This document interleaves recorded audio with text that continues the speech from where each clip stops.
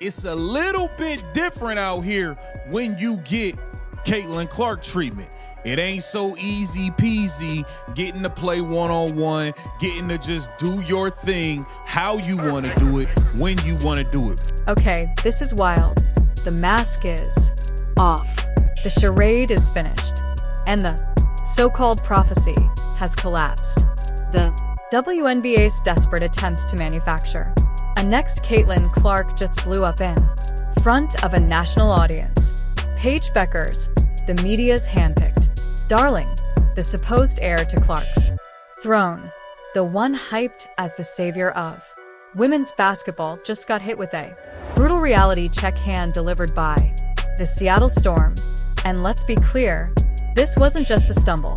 This was an exposure session, a reminder that hype melts quickly when it collides with the cold. This was the first time we saw Paige really get guarded. This is where we saw what is going to happen in year 2. This is the scout report that needs to be out there on Paige Bueckers once the Dallas Wings get good, because Dallas Wings are going to get good at some stage in her career. This was the game where I'm like, okay, we can shut up. Truth of WNBA level defense. Let us know down in the comments below if you believe in the Paige Bueckers hype. Let's go. For months, the narrative has been spoon-fed like it came straight from a PR playbook. Paige Bueckers was the chosen one, the inevitable torchbearer who would follow in Clark's footsteps and somehow surpass her. The media couldn't get enough. The elevation of one Paige Bueckers. Oh, she's better than Caitlin Clark. I mean, stab me in the eye with a spoon, for Christ's sakes. Wow. So that's a thing right now. Last night, Paige Bueckers dropped 44 points. And we're going to look at a video that just dissects and exposes a lot of that shit. Let me tell you. It exposes a lot of stuff involving Paige Bueckers getting special treatment on the court. It endlessly pushing the idea that Paige was rewriting the sport faster than Clark ever did. They pumped her up with endless headlines, painting her as... And Diana said it best. This kid's in for a rude awakening. And they all jumped over her, but they didn't read the whole thing that she said. But nobody's printing. You know, Diana Taurasi was right. This kid's on the wrong team. She's got the wrong skill set to handle the physicality of that league. And she's a rookie. And if you're a WNBA player, if you're any kind of player, you're going to say, I'm going to make a statement. The flawless package, poised, cerebral, efficient. Remember when even Paige's old coach, Gino Arimuth, said this about Caitlin Clark? It set the tone of how everyone treated, or should I say mistreated, and doubted Clark from the start. Paige snagged the stat of being the fastest player to 200 points and 50 assists, edging Clark's pace by a single game. Diva of Dump Divas Kat Engelbert is breathing a sigh of relief. Her pretend friends in the mainstream media, they are trying to crown a new star. If the media has it their way, this could potentially be the new face of pretend basketball. And it's not just the woke media. There are even some in conservative media who are voluntarily biting into the shit sandwich. Headline at Outkick. No, Caitlin, no problem. Paige Bueckers can save the WNBA season. That little nugget had analysts foaming at the mouth, screaming about how polished she was, how ready she looked compared to Caitlin. The hype train was chugging full speed with ESPN happily selling first-class tickets. But here's the thing about hype. It only survives until reality slaps it in the... She went off in a game against the Los Angeles Sparks, scoring 44 points, but the craziest part about that was her shooting percentage. She shot over 80% from the field, and I tweeted about that, and I was like, that's actually insane.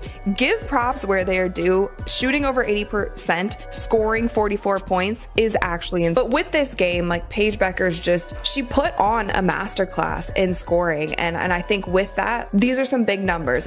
Face and reality, where Seattle Storm, green, fresh off her overblown crowning moment, that 44-point outburst against the Sparks, Paige strolled into Seattle like she was still at her coronation parade. The problem? The Storm weren't rolling out red carpets. They rolled out traps, contests, and physicality. What followed wasn't a coronation, it was a demolition.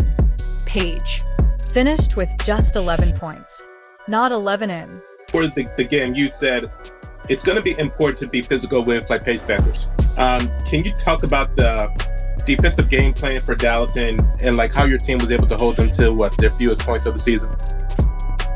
Yeah, it started, with our attention to detail with Paige. I thought, Slim was very physical, stayed in her space, and the actions that we guarded her in, we were very aggressive, showed multiple bodies, and kind of, made her hesitant to use the ball screen a little bit. I thought we rotated well. The first half, not 11 in the opening quarter. No, 11 for the entire game on a horrific 2 for 111 shooting night with 0 assists and a measly 2 rebounds. That box score read less like future superstar and more like a sympathy line for a player who got lost on the court. Coach Noel Quinn of Seattle even called it before tip-off. Time to see if this princess can handle the Caitlin Clark treatment. Spoiler: Paige Bueckers got Caitlin Clark treatment for the first time in her career, and it looked bad. It looked real bad. Everybody was running around. Yeah, she was cooking. 44 points versus the Sparks. They didn't play a lick of defense, letting this girl play one-on-one basketball in every area of the floor, letting her post up in the mid-range area one-on-one. Now, I'm giving credit. She's a bucket in one-on-one, especially from that mid-range, from the free throw line down area. But this is the first time we watch teams actively be persistent about taking away her spots and what she wants to do. Alert, she couldn't. She folded. And here's where it gets fascinating, because while Paige was wilting under one night of real defensive pressure, Caitlin Clark has been living in that storm for over a year. She's the player who didn't just shake up the league, she redefined it. And what has she gotten in return? Treatment that would make NFL linebackers nod in approval. The receipts are... She got blitzed. She got doubled. And do you want to know what she did as soon as she got blitzed and doubles? She passed. Paige Bueckers, look, she played decent amount early in the game. The game was kind of over and she got subbed out. Paige Bueckers shot 7 times. Brutal. 17% of all flagrant fouls in the 2024 WNBA season were committed against Caitlin Clark alone. That's not basketball. That's open season targeting. Look no further than the Chicago Sky, who made it a personal hobby to body Clark. They accounted for 80% of those flagrant fouls. Meanwhile, Paige was floating around getting coddled like she was still playing a light scrimmage in college. The first time she faced Clark level intensity, she shriveled. Her shots vanished, her efficiency evaporated, and her game looked hollow.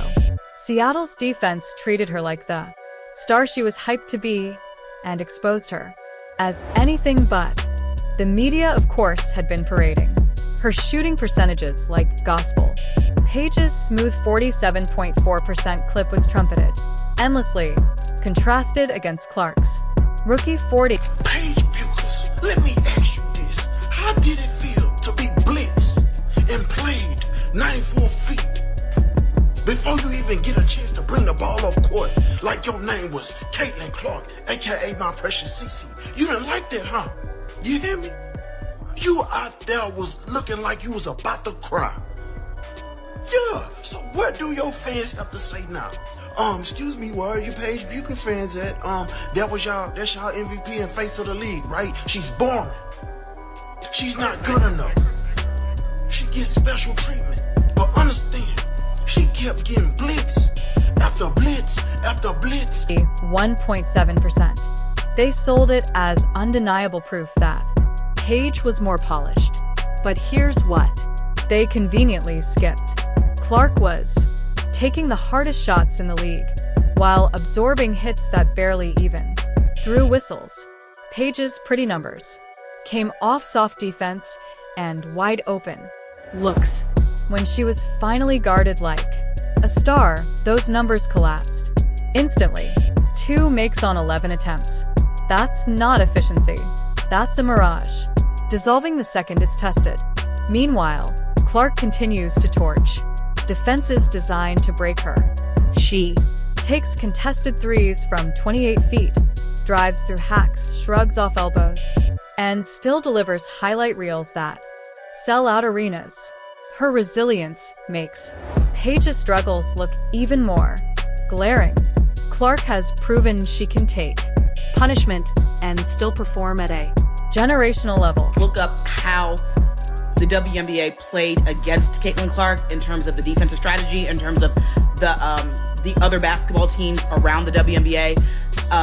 What they did against Caitlin Clark versus how they've handled Paige this year. Everybody wants to act like Paige is so much better than Caitlin. They're certainly not playing defense on Paige the way they played on Caitlin. They're certainly not attacking her with unnecessary fouls the way they attacked Caitlin with unnecessary fouls last year. So in the 2024 season, there were 35 flagrant fouls called. Caitlin Clark received 17% of the entire season's flagrant fouls, 17%. And we've seen all the injuries, we've seen all the fights, the MMA fights that the WNBA players have gotten into this year.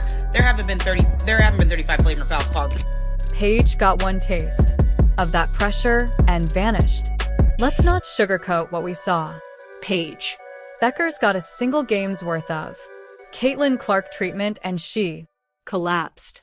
The media's next Caitlin Clark crumbled into a next off-the-bench option. This is the same Paige the analysts swore was superior in every way. More poised, more fundamentally sound, more efficient. Yet when the spotlight got hot and the defense got physical, she looked lost. That's the difference between hype and history. And Caitlin Clark has been writing history since day one. Paige Bueckers, she's just another name on the long list of players who couldn't handle the weight of Clark's shadow. The numbers, the film, and the narrative all tell the same story.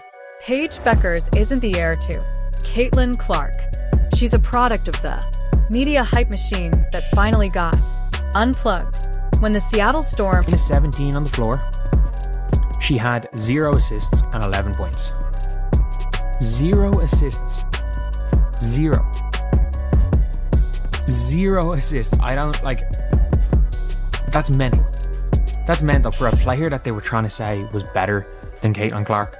And I'm not even going to say, oh yeah, you know, the points are everything. Points aren't everything at the end of the day. Assists aren't everything.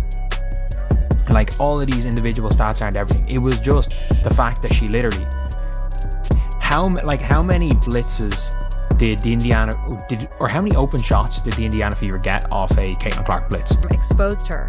They didn't just hand her a bad game. They ripped the curtain back on an illusion.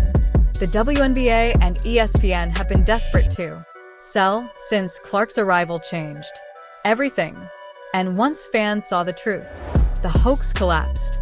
Let's look at the raw stats because those are what the media has been leaning on to sell Paige as the next big thing. Caitlin Clark's rookie year, 19 points, 8.4 assists, and 5.7 rebounds a night, all while being hacked, bumped, and fouled harder than anyone else in the league. Paige Bueckers rookie averages 19.7 points, 5.3 assists, and 4.1 rebounds. On paper, she edges Clark slightly in scoring. And that's exactly what the hype merchants at ESPN screamed about. She's already outpaced. When you guard a player like Paige, it's not just relying on your guards, whoever has the main matchup, but it becomes a team picture and understanding, rotations on the ball, off the ball. And I think the other thing that we did, early on, we rebounded decently out of it. We didn't give up too many. I think it was 12-second chance points at the half, but not a lot of deflating possessions after having a lot of deflections and things like that. Caitlin. But the numbers are nothing without context. Clark's buckets came while she was the primary target of every defensive scheme in the league. She absorbed flagrant fouls at twice the rate of any other player. Teams literally told defenders to get physical with her as a game plan, and she still delivered. Bueckers, she floated through games with kid glove treatment. Defenders gave her space, rotated late, and let her build up efficiency numbers.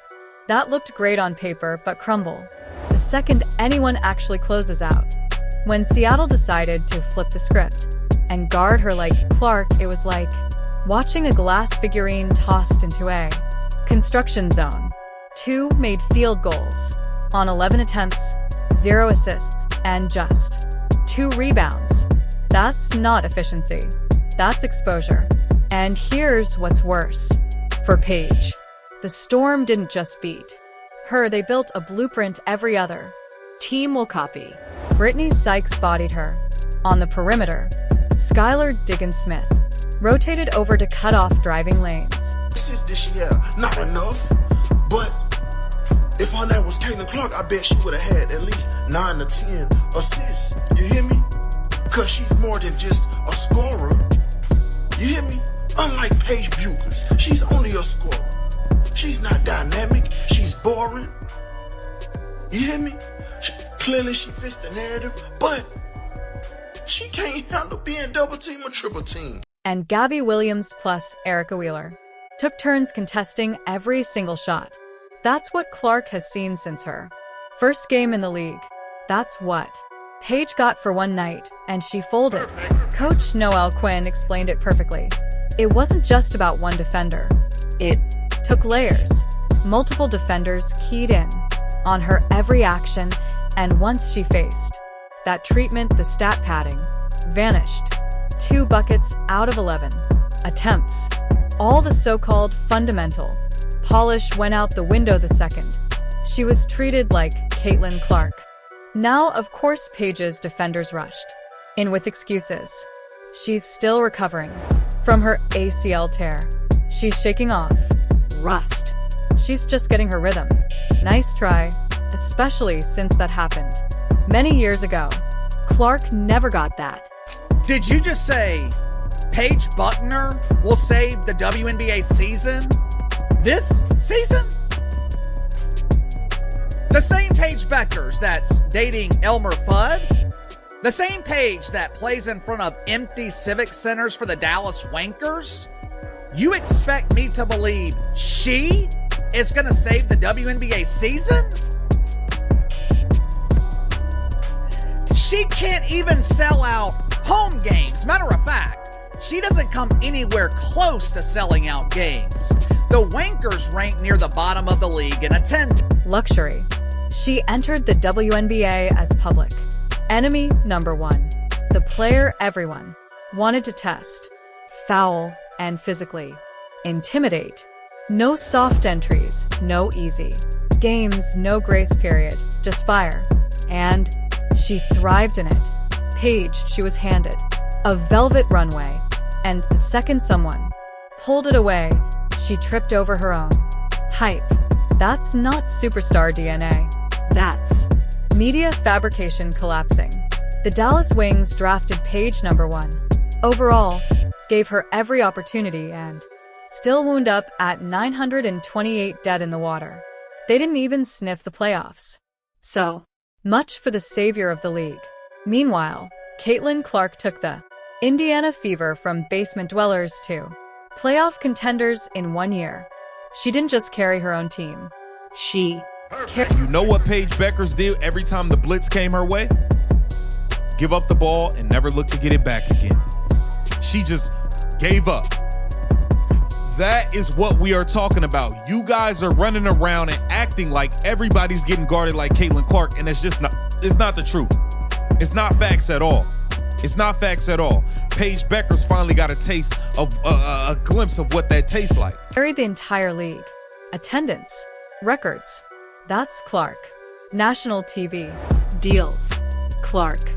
Merchandise sales exploding. Clark again. Paige couldn't even stop her team from sliding into irrelevance in her first season.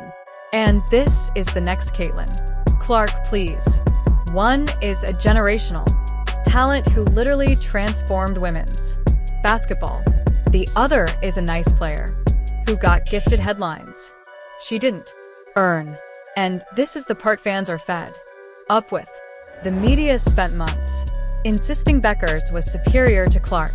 They highlighted her higher shooting percentages without mentioning that Clark takes 30-foot threes while Paige coasts on open mid-range jumpers. They ranked her above Clark in midseason lists as if 6 weeks of basketball erased everything Clark has done for the sport. It was a manufactured rivalry built on sand. And when Seattle turned up the physicality, the whole structure collapsed. Fans saw it. Social media saw it. The Emperor had no clothes. And the Paige Bueckers Caitlin 2.0 narrative dissolved overnight. Here's the bigger problem. The league keeps trying to force-feed rivalries that don't exist. They think they can copy-paste Clark's impact by propping up anyone with a